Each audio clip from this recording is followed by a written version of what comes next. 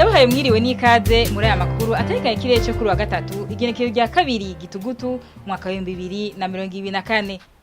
Ejo mu gitondo hitezwe ikirere kiri mwizuba n'ibicu bike bike mu ntara za Makamba, Rutana, Bujumbura, Bubanza na Cibitoke. Mu ntara ya Kirundo hazorangwayo imvura nayo mu zindi ntara zisigaye z'igihugu hakazorangwayo ikirere kirimwo ibicu vyinshi. Ahazoba hakanye gusumba handi ni mu ntara za Kayanza na Muramvya aho ipimo bizoba biri kuri degre Celsius 14.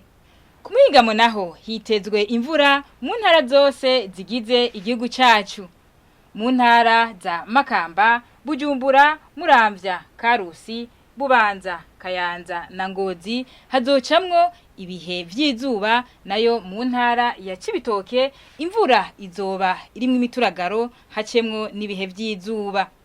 Ahazoba hashushe gusumba handi ni mu ntara za Cibitoke na Bujumbura aho ibipimo bizoba biri kuri degre Celsius 30.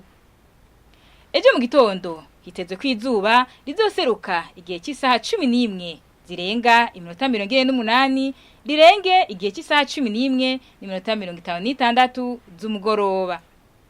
Aha rero niho hagarukiye ano makuru ategekanya ikirere mwateguriwe n'ikigo ca Igenekerezo kijejwe ivy'ibirere. Mwakoze kuyakurikirana ari se n'ingabira nije nayo ko ndabashikiriza naho ubutaha.